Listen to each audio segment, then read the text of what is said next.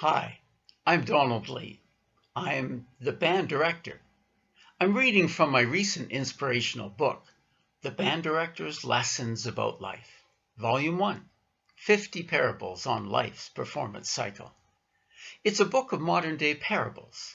I use music as a metaphor for life, musical growth as a metaphor for spiritual growth. If this intrigues you, please pick up a copy of my book from your favorite bookstore, either online or in your neighborhood. It's available in paperback, ebook, and also in audiobook format. The book is divided into 4 parts, reflecting the 4 parts of a typical performance cycle in a band program. They are preparation, practice, performance, and finally, reflection and redirection. Then the cycle begins again with new goals. This is parable number 6 from the first section on preparation. Parable 6. Is my saxophone fixed yet? Oprah Winfrey said, "Be thankful for what you have. You'll end up having more. If you concentrate on what you don't have, you will never, ever have enough." "Mr. Lee, is my saxophone fixed yet?" Chuck scrambled across the band room in hopeful expectation. "No, it's not," I said as I set the grade 8 band scores on my music stand. "Ah, drat!" Chuck's whole body sank. His buddies laughed as they disappeared into the instrument storage room. "You're really anxious to get playing again, aren't you?" "Yeah, sitting here working on music theory is a drag.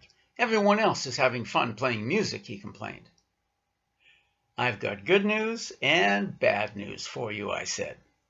The bad news is the repair shop said that saxophone isn't worth fixing. The good news is we had enough money in our band budget to buy a brand new tenor sax. "Really?" Chuck's face lit up like a Christmas tree. "Yep, it's right over here. Let me show you." I walked over to a nearby desk and opened the new saxophone case. "Wow, is it ever shiny?"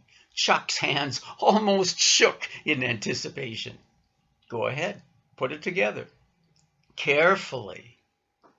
Chuck gently slid each part of the saxophone out of its protective plastic bag and quickly inspected it as he assembled the instrument. "I'm glad to see you treating it with more reverence than you did your other saxophone," I said. "Ah, that old piece of junk? It worked fine when I gave it to you," I said. "Yeah, but then pads started falling out and that spring broke, and you dropped it on the floor," I added. "Yeah, it sort of slipped," justified Chuck. His buddies had noticed what was going on by now and gathered round. "He gets a new instrument after the way he treated the other one? That's not fair," complained Adam.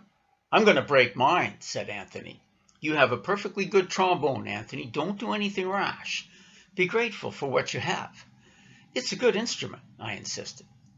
"Chuck's going to take really good care of this saxophone, aren't you, Chuck?" I prodded. "For sure, this is beautiful," Chuck intoned.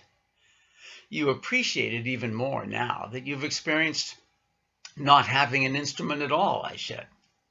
"We quickly forget to be grateful for what we have in life and come to think we're simply entitled to everything. It's good to be without stuff for a while." This is an important spiritual principle. We call it the attitude of gratitude. By focusing on our blessings and being sincerely thankful for them, we attract more blessings.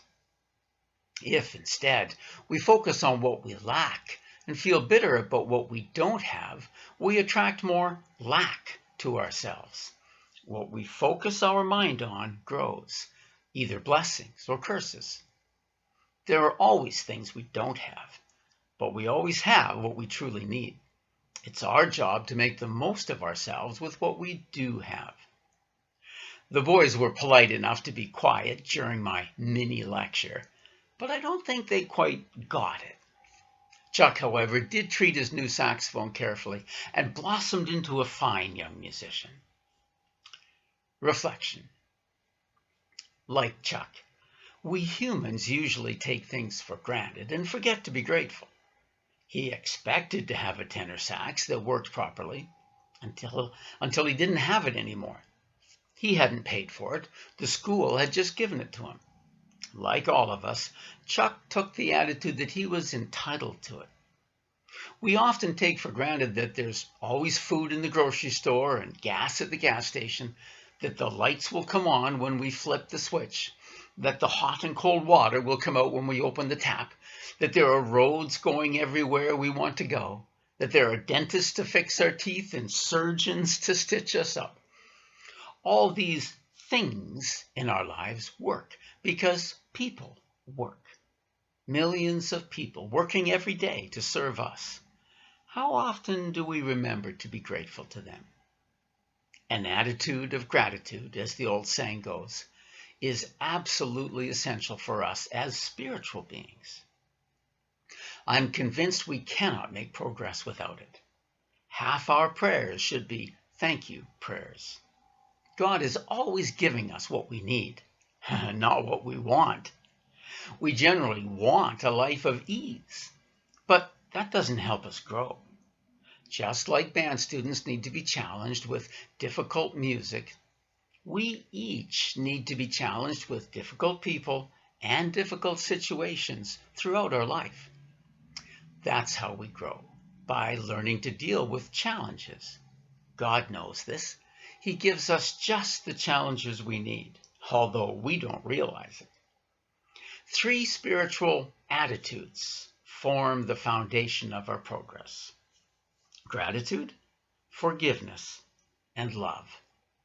Pray for these attitudes, meditate on them, and let them express through you and into the world. It will change the world, but most importantly, it will change you. An attitude of gratitude is the foundation of spiritual progress. Forget about what you lack and thank God every day for everything you have.